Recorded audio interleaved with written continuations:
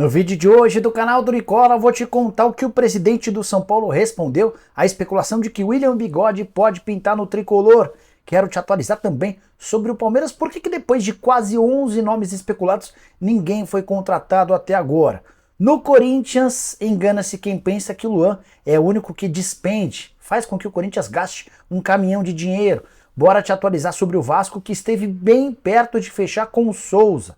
Vou te contar ainda sobre o Vitor Pereira, qual a multa rescisória do técnico que deixa muito torcedor rubro-negro chateado. Tudo isso e muito mais a partir de agora, não sem antes me apresentar. Sou Jorge Nicola, jornalista esportivo, com passagens por ESPN, Diário de São Paulo, Yahoo, Rádio Bandeirantes, Bradesco, Esportes FM, entre outros. E a missão por aqui é deixar você por dentro das últimas do mercado, bastidores, finanças e muito mais. Se você ainda não é inscrito, aperta esse botão vermelho de inscreva-se e junte a 1.270.000 pessoas. Queria pedir também para você assistir ao vídeo até o fim. Se curtir, não esqueça de deixar like. Combinado? Bora contar que todo esse conteúdo é um oferecimento de Aposta Ganha, o site que tem me dado a maior sorte. E dá para você apostar nesse sábado no Campeonato Paulista e também em jogos internacionais. No Paulistão tem Corinthians e Santo André, a vitória do Timão paga R$ 1,45. Na Premier League, Arsenal e Bournemouth, vitória do Arsenal 1,20. Chelsea e Leeds, vitória do Chelsea 1,64, além de Manchester City e Newcastle, vitória do City 1,52. Vou fazer uma aposta dupla imaginando as vitórias de Arsenal e Manchester City. No domingo, 2 clássicos no Rio e no Rio Grande do Sul. No Maracanã, Flamengo e Vasco, vitória do Flamengo 1,85, vitória do Vasco R$ 4,06, o empate a 3,52. Já na Arena do Grêmio, Grêmio Internacional, vitória do Grêmio paga R$ 2,01, vitória do Inter paga R$ 3,84 e o empate a 3,21. E você, como vai se divertir na aposta ganha? Para participar é super simples, só pegar o link que está no comentário fixo ou apontar seu telefone celular para o QR Code, faça seu cadastro agora mesmo para poder se divertir, beleza? Bora começar o vídeo com o tradicional giro de notícias. A primeira informação é sobre o São Paulo. Igor Vinícius precisará passar por cirurgia. Lateral que estava há um longo tempo fazendo um tratamento conservador sem a necessidade de cirurgia, voltou a trabalhar na semana passada, mas sentiu mais uma vez o pubis e vai precisar de uma cirurgia, algo que já havia acontecido. Essa história do tratamento conservador seguido de cirurgia com o Luan e com o Diego Costa, departamento médico do São Paulo, super contestado. Quero te falar também sobre Everaldo. O atacante do Corinthians foi anunciado nesta sexta-feira como novo reforço do América, empréstimo até a metade do ano, quando se encerra o vínculo dele com o Timão. A partir daí o Everaldo passa a ser jogador em definitivo do Coelho. Durante esse período, até a metade do ano, o América assume 100% dos salários do jogador. Bora contar ainda que o Atlético só vai aceitar vender o Alan, volante pretendido pelo Palmeiras, por algo na casa dos 15 milhões de euros ou 82 milhões de reais, pelo menos a informação que vem de Belo Horizonte. Queria contar ainda que o Santos vai renovar com o Lucas Lima até dezembro. O vínculo dele, assinado recentemente, se encerra em maio. Mas o Lucas, depois de 4 partidas com direito a 3 assistências e participação em várias outras boas jogadas, convenceu os dirigentes do Peixe a estender esse contrato até dezembro. Lucas também terá direito a um aumento salarial. Para fechar o giro de notícias, contar que o Cruzeiro confirmou as negociações com o Pedrinho BH para o repasse de 20% das ações da SAF. Inclusive a nota divulgada pelo Cruzeiro trata da seguinte maneira, abre aspas, todos os recursos captados serão utilizados exclusivamente para necessidades operacionais do Cruzeiro SAF, fecha aspas. E a última do giro de notícias, a SAF do Bahia já está aberta. Os últimos passos para a finalização da operação do Bahia City vão ser anunciados muito em breve. Bora falar agora sobre o Atlético Mineiro, que recebeu recentemente 68 milhões de reais da primeira parcela da venda dos 25% em referência ao Diamond Ball. Só para explicar direitinho essa história. O Galo tinha 50% das ações, ou quase 50% das ações de um shopping em Belo Horizonte. Ele havia vendido toda a parte dele para a Multiplan. Na última hora, a Multiplan recuou, desistiu da compra dos 50% e mais recentemente comprou 25%. Pagou 68 milhões de reais. Essa grana, inclusive, já foi depositada nos cofres do Atlético e muito em breve fará a quitação de mais 102 milhões de reais, esse restante parcelado em 10 vezes. O grande problema do Galo é que os primeiros 68 milhões de reais que já caíram nos cofres do clube foram praticamente todos usados. Cerca de 58 milhões de reais já foram utilizados para o pagamento de uma série de dívidas, inclusive relacionadas a atletas e a também empréstimos recém-feitos. Bora falar agora Sobre William Bigode, no final da noite dessa sexta-feira, surgiu a notícia de que o atacante do Fluminense foi oferecido ao São Paulo. Bigode que tem 36 anos de idade e tem sido bem pouco aproveitado pelo Fernando Diniz. Na atual temporada, jogou muito pouco. Nos últimos jogos, por exemplo, só esteve em 15 minutos, a soma de 2 partidas dele. O Fluminense adoraria negociá-lo, até por isso houve a sugestão ao São Paulo. Vale a lembrança de que lá atrás, no passado, o Bigode já havia declarado ser torcedor do São Paulo na infância, embora nunca tenha conseguido jogar no tricolor. Para completar, como o Caleri não se sabe ao certo quando volta e o Pedrinho foi afastado, nessa sexta-feira o Pedrinho procurou os dirigentes do São Paulo e pediu que parasse de treinar enquanto não se resolve o problema dele. Você sabe que na segunda-feira a ex-namorada do Pedrinho o acusou de agressão e ele está respondendo a um inquérito. A polícia, inclusive, pretende formular uma resposta definitiva sobre esse caso muito em breve e o São Paulo não descarta a possibilidade de dispensá-lo. Como o Pedrinho pediu afastamento até que tudo seja resolvido, São Paulo não tem o Caleri, não tem o Pedrinho, poderia ter o William Bigode. Mandei mensagem para o Júlio Casares, que respondeu da seguinte maneira, abre aspas, nenhuma chance de ele ser contratado, fecha aspas. Só para completar sobre o São Paulo, Assis Balogun, atacante nigeriano de 19 anos de idade, que havia sido contratado por empréstimo na temporada passada, terá seu vínculo prorrogado até dezembro desse ano. Ele integra a categoria sub-20 e ainda não conseguiu decolar. Bora falar sobre o Vasco da Gama, mais especificamente sobre Souza, volante revelado no clube, teve muito perto de fechar com o Vasco algumas semanas atrás.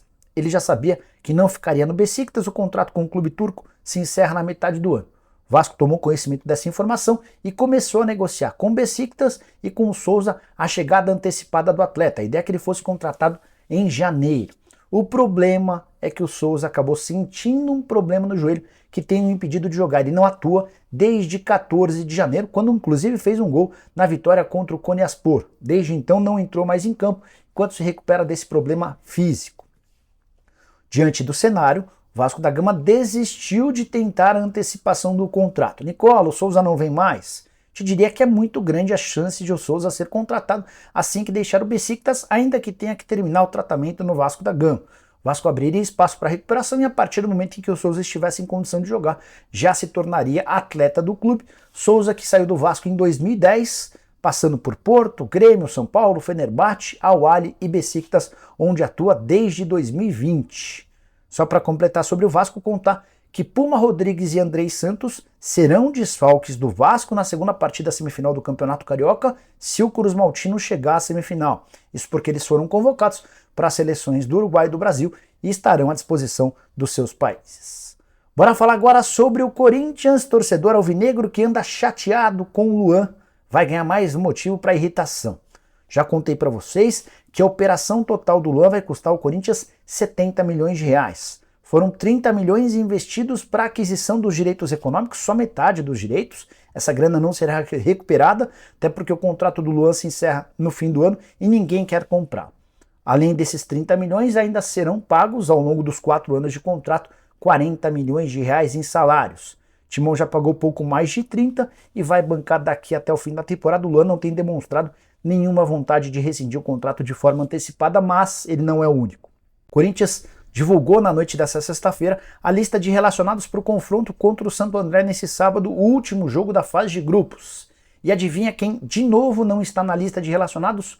Júnior Moraes, atacante que pelo 5º jogo seguido por opção do técnico Fernando Lázaro, fica de fora até da lista de atletas que vão para o banco de reservas. Júnior Moraes que não enfrentou a Portuguesa, o Palmeiras, o Mirassol, o Santos e agora o Santo André. O detalhe é que o Júnior Moraes custa 550 mil reais por mês. Se você multiplicar o salário daqui até o fim da temporada, estamos falando de 5 milhões e meio de reais. Se incluir o 13º, chega a mais de 6 milhões de reais. Outra grana absolutamente desperdiçada, especialmente se a gente levar em consideração que no ano passado o Júnior Moraes também não conseguiu ser um atleta importante. Desde que foi contratado, ele só esteve em campo em 20 partidas, um único gol marcado. Outra péssima contratação da gestão do William Monteiro Alves, que tem feito barulho nos bastidores para tentar o golpe. Ele vai tentar, com a ajuda de conselheiros e de pessoas influentes, uma manobra para ter a opção da reeleição, mas tenho afirmado para vocês que André Sanches é radicalmente contrário a essa ideia. Bora falar agora sobre Vitor Pereira. Quanto custará ao Flamengo demitir o treinador português que assinou no fim do ano passado o contrato com o Fla até dezembro desse ano? Vitor Pereira ganha na casa dos 2 milhões de reais por mês e está entre os treinadores mais bem pagos do futebol brasileiro. Até aqui, 6 vitórias, 1 empate, 2 derrotas. O problema são as 3 decepções: vice-campeonato na Supercopa do Brasil, terceiro lugar no Mundial de Clubes e vice-campeonato na Recopa Sul-Americana. Há dentro do Flamengo muita gente que defende a demissão do Vitor Pereira de forma imediata. Isso não vai acontecer. Ele vai ter no mínimo até o fim do Campeonato Carioca para mostrar do que é capaz. Tenho contado para vocês que o nome de Jorge Sampaoli é um nome que agrada bastante, especialmente ao presidente Rodolfo Landim, que mantém contato com o técnico argentino do Sevilha constantemente. Bom, queria explicar para vocês o valor da multa rescisória, quanto custa para mandar o VP embora. Resposta é 15 milhões de reais. Se o Flamengo decidir dispensá-lo agora, vai ser responsável pelo pagamento de uma multa extremamente salgada. Só vale uma lembrança de que o Flamengo já se acostumou a pagar multas altas pela rescisão de contrato, pela demissão de treinadores. Foi assim com Paulo Souza, Rogério Ceni, entre outros. A exceção foi o Dorival Júnior, que não teve seu contrato renovado no fim da temporada passada, depois de 2 títulos importantes. Quero falar agora sobre o Palmeiras. Por que o Verdão não consegue contratar jogadores? É o único clube da Série A que ainda não tem qualquer reforço, com o detalhe de que o Palmeiras fechou a temporada passada com mais de 790 milhões de reais de receita.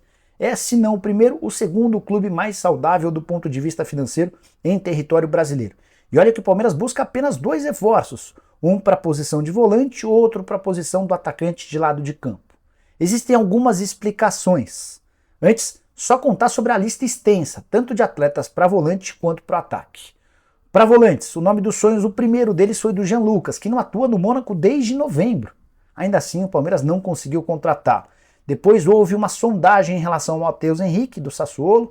O Andrei acabou indo parar no Vasco, o Palmeiras não aceitou as condições impostas pelo Chelsea. O Alan, que pertence ao Atlético Mineiro, não será contratado, ou dificilmente será contratado, até por conta da pedida do Galo, cerca de 15 milhões de euros. Zé Ricardo, Gregory e Arthur foram especulados. O Zé Ricardo, ex-América, está livre, o Gregory no Inter Miami e o Arthur, jogador da Juventus, que está emprestado ao Liverpool. Os 3 não fazem parte dos planos da diretoria nem da comissão técnica. Em relação ao atacante de lado de campo, outra lista gigante de especulados. O nome dos sonhos era do Michael, que pertence ao Al Hilal. O Palmeiras chegou a fazer 2 propostas, ambas recusadas. O Verdão não chegou na condição financeira pedida pelo time saudita. Essa negociação ainda pode esquentar mais na metade do ano. Depois, o Palmeiras conversou com o Atlanta United pelo Luiz Araújo. Também não houve acordo financeiro. Mais recentemente, uma sondagem ao Arthur e ao Red Bull Bragantino. De novo, o Palmeiras entendeu que o custo era bastante alto. Lucas Moura foi especulado nas últimas horas, já descartei qualquer possibilidade. O empresário dele assegura que nem houve contato. Também contei para vocês com exclusividade nessa sexta-feira que o nome do Pedrinho, meio atacante ex-Corinthians, que hoje pertence de forma por empréstimo ao Atlético Mineiro, interessa. Negociação com Juliano Bertolucci em fase inicial. Se a gente somar todos esses nomes, dá para montar quase um time inteiro só com volantes e atacantes, mas o Palmeiras segue sem contratar. Isso passa também porque o Palmeiras busca jogadores mais valorizados e, por consequência, caros. Vários desses atletas com valores acima dos 10 milhões de euros. Mas também passa por uma política de economia da Leila Pereira e, por último, mas não menos importante, de um diretor de futebol, Anderson Barros, extremamente comedido, pés no chão, que não tem muita eloquência, que não é um cara de fazer negócios de forma rápida. Pelo contrário, mais calmo, mais tranquilo, bem sereno, meio lerdo. É basicamente como é que tem funcionado o Palmeiras, por isso o Verdão não tem qualquer reforço, mesmo levando em consideração que já estamos no 3º mês do ano de 2023. E você, que pensa sobre tudo isso que eu contei? Usa o espaço para comentários. Esquece de deixar like, de se inscrever no canal. A gente se encontra assim que pintar notícia. Abraço, tchau!